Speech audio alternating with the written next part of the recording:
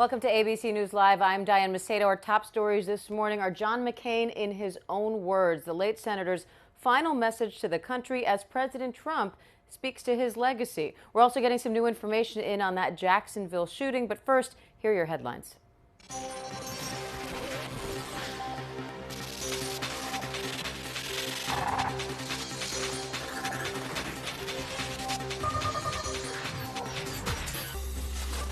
President Trump is taking aim at Google this morning in a pair of tweets. He says they are, quote, rigged for me and others so that almost all stories and news is bad. He calls it very dangerous, accusing Google of, quote, suppressing voices of conservatives and hiding information, and promises it will be addressed.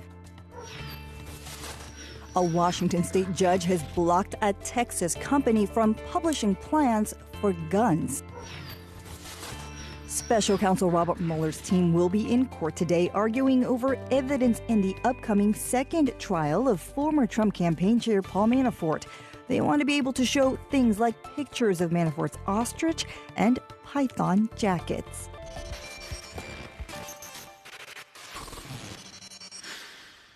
We begin this morning with President Trump addressing late Senator John McCain's legacy as the White House flag is back at half-staff amid some heavy criticism. This as the senator, in a letter, issued some final words of his own. Karen Travers is at the White House for us. And Karen, that moment of hearing McCain's aide reading his own words out loud was one of those moments that just gave you goosebumps. It really did, Diane. And it was just a remarkable moment and a bit of a surprise when that former senior White House senior official from McCain said he was going to read that letter from him. And it was classic McCain. It was hopeful. It was optimistic. It got in a few jabs at President Trump. He doesn't mention him by name, but it was pretty clear who he was talking about. Let's take a listen to that letter yesterday. I lived and died a proud American. We are citizens of the world's greatest republic, a nation of ideals, not blood and soil. We argue and compete and sometimes even vilify each other in our raucous public debates.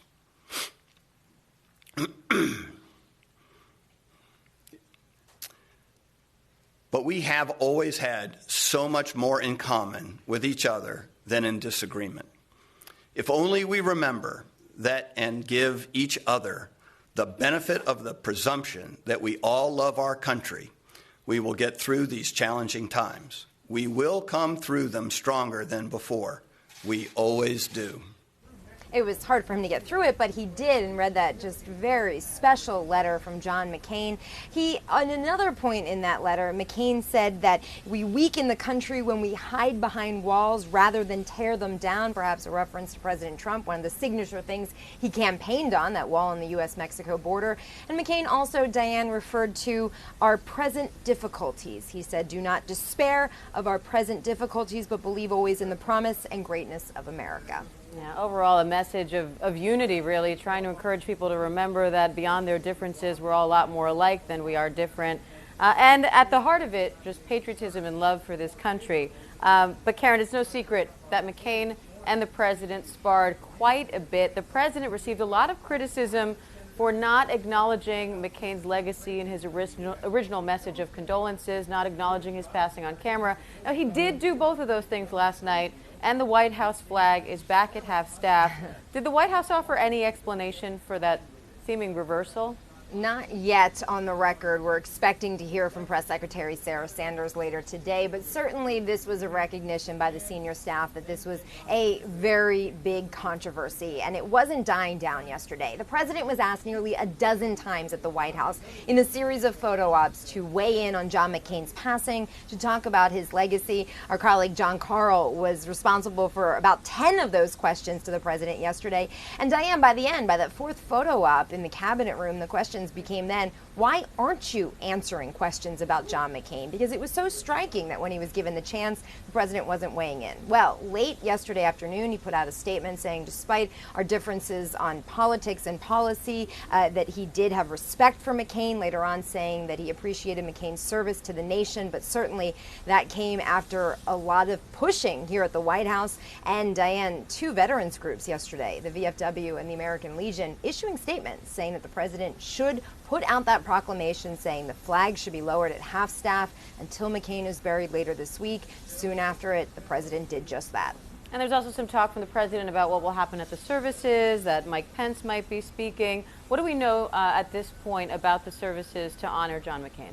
The vice president will be delivering remarks at a service here in Washington on Friday at the U.S. Capitol. Also, House Speaker Paul Ryan, Senate Majority Leader Mitch McConnell, Chuck Schumer, the Democratic leader, will also be making remarks. The president did not say explicitly he is not coming to any of the McCain services, but the message was very clear. He said he will be sending to represent the administration his Chief of Staff, John Kelly, the Defense Secretary, Jim Mattis, and the National Security Advisor, John Bolton. Diane, the president will be having lunch later today with Secretary Mattis. Certainly it'll be interesting to be a fly on the wall in that conversation to see if any of this latest controversy over the last couple of days comes up. All right, Karen Travis for us at the White House. And Karen, I know the Arizona governor has said that he will not talk about McCain's replacement until after the services are over. But in Arizona, primaries are getting underway tonight. Same for Oklahoma and in Florida. And for viewers at home, you can catch those results right here on ABC News Live. We'll be starting that coverage at 9 p.m. Eastern Time. Karen Travers from the White House. Thank you, Karen. And also in Florida, we are looking at some new details on that deadly shooting at a video game competition. ABC's Victor Oquendo is in Jacksonville with a look at some more on two of the victims who lost their lives in that event, as well as some more that we're learning about the suspected shooter. Victor? Diane, we're learning more about the suspected shooter who killed two people during a video game competition right here inside of this pizza restaurant and game bar. But there is still no word on a motive. The sheriff's office saying that 24-year-old David Katz walked right past bystanders, specifically targeting other gamers during his rampage. He was armed with two handguns that were legally purchased in Maryland, along with plenty of ammunition. One of those guns was equipped with a laser sight. Police say that he killed two gamers, 28-year-old Taylor Robertson and 22-year-old Elijah Clayton, before turning the gun on himself.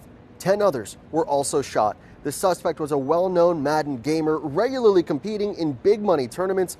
Authorities gathering evidence at Katz's Baltimore home. His parents are cooperating with police. Court records obtained by ABC News show Katz was treated for psychiatric issues at least twice in the past. This community now doing what it can to get back to normal. The Jacksonville landing now reopened to the public. Diane? All right, Victor Oquendo for us in Jacksonville, Florida. And coming up, new calls for the Pope to resign as church officials now call for an investigation. We'll be right back.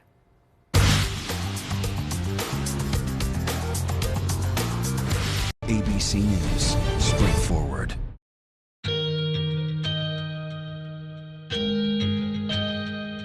Almost every home here has sustained damage from this storm. The roof is like 3 houses down, and the roof's, I think it's right there. We're glad you're okay. Oh, thank you. You can see the police barricade. You can hear the gunfire just around this wall, these extremists. So this is one of those checks. And around the corner here are the children. What's your name? Tonight, several developing stories as we come on the air. Back on the job. Yeah, back in the job. I'll build my country back. You've been doing it this way for more than 100 years. It's that important to you. How are you? How you doing? Good to see you. Good to see you.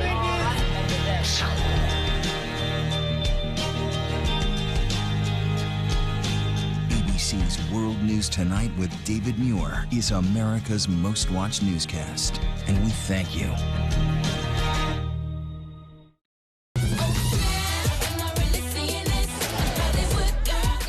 So good. Hello. Ooh. Now this girl be doing her own thing, and this girl ain't never the same. Look at this. It's just one click away. It has everything right there. Oh, the wellness section. Any exercise that I can find, I'm just like, yes, thank you, thank you, thank you. I love the deals and steals. I am a foodie, so I do love the foodie stuff. I'm new to cooking, so getting these easy recipes has been super sweet. The lifestyle pieces are really cool. Amazing. The new GoodMorningAmerica.com. GoodMorningAmerica.com. I love it, and they love it. You never seen nothing like this. Can I get an amen? Oh yeah, girl, I'm down with it. The new GoodMorningAmerica.com. It's with me all day. You never seen nothing like this. So go snap. Welcome back to ABC News Live. Let's get right to that crisis in the Catholic Church. Several church officials are now calling for an investigation after Pope Francis was accused of ignoring allegations of sexual abuse by an American cardinal.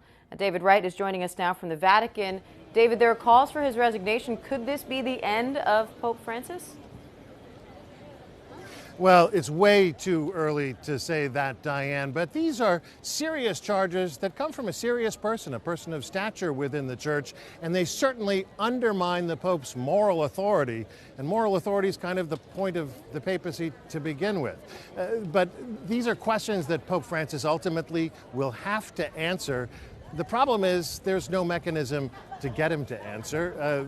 There's no Robert Mueller when it comes to the Catholic Church. So the process is kind of coming from the ground up in this case, from church officials who are looking for clarity, and they want to know what the truth is. All right, no Vatican special counsel. They might want to consider it amid all these allegations, David. You know, this is coming on the heels of several exposed abuse scandals, Chile, Australia, Ireland, here in the U.S. I wonder, is the timing of these new accusations against the Pope coincidental? Is it significant? Why now?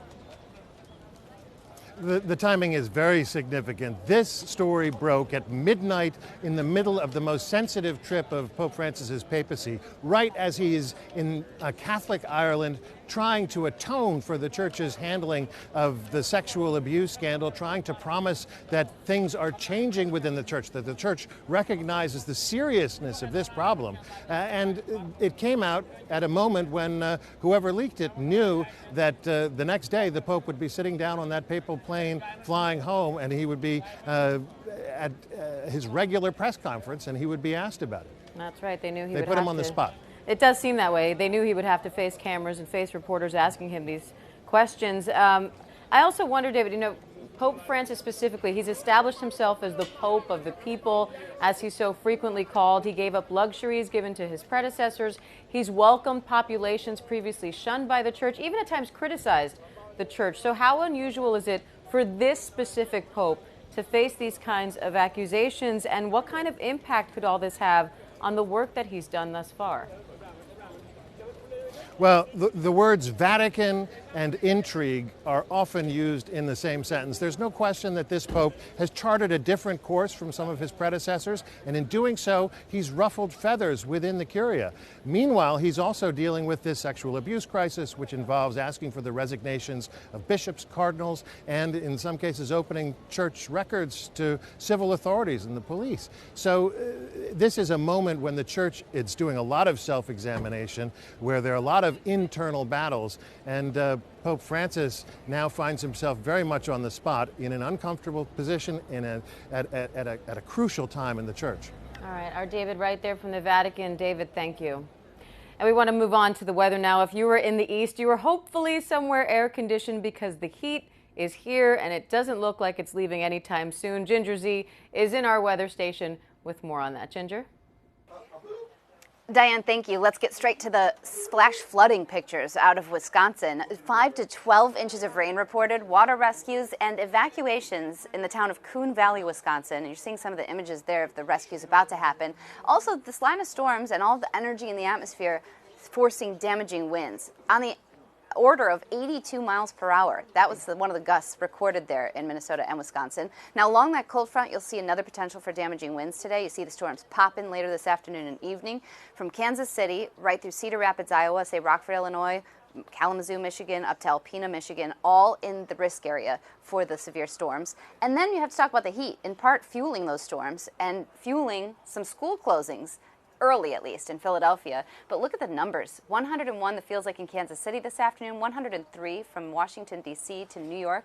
Atlanta even still getting on the heat. And I know everybody in the South says, oh my goodness, you're closing school early. We see these numbers all summer long. Well, a lot of these schools don't have air conditioning. So when it feels like 105 on Wednesday afternoon in Philadelphia, it's a good thing that the kids are back home and not exposed to all the heat. We also have to check in, because when you see an image like this coming in the middle of August, you say, what? Snow? Well, they do get it at Glacier National Park, especially high elevations, not out of the ordinary. But it was certainly a sight to see after all the wildfires, drought, and heat that they've been dealing with. And speaking of a break in the heat, that cool air is settling south and east. Boston's big change, 97 on Wednesday to 72 on Friday. Fall, Diane. is on its way. All right, we can complain about a lot of things weather-wise, Ginger, but not lack of variety. You certainly continue to give us that. Thank you to Ginger Z. And now to the city of Detroit, gearing up to bid farewell to the Queen of Soul, Aretha Franklin. The city is actually planning a week-long tribute. Jennifer Ann Wilson from our Detroit affiliate has the details on that. Jennifer? Diane, I'm outside of the Charles H. Wright Museum of African American History here in Detroit, along with hundreds and hundreds of others. In fact, the line is currently wrapped around the building, and some of these people have been in line since yesterday. And while it is sad having lost Aretha Franklin, a lot of people here are celebrating the fact that we had her, celebrating the impact and meaning that she had on their lives. These two beautiful ladies, you all are wearing shirts sporting some Aretha Franklin gear. Do you have any memories or any special moments, ways that Aretha really impacted you? What's really special to me is how she gave back to the community, how she came back to Detroit, and there are so many other celebrities that went away and never came back, but Aretha always gave back to her father's church and to the community, and that's what I really remember about her giving back. She was really accessible and very generous from what I understand. You're here as well today. What about Aretha's life or her music touched you the most? Well, because Aretha is from Detroit, and like my friend just said, she stayed here in Michigan, and her songs, all of her songs, I can't really give you just one that touched me, but all of them resonated across the globe. I mean, she was just a good person in her singing and the way she touched people's lives and the way she helped her community.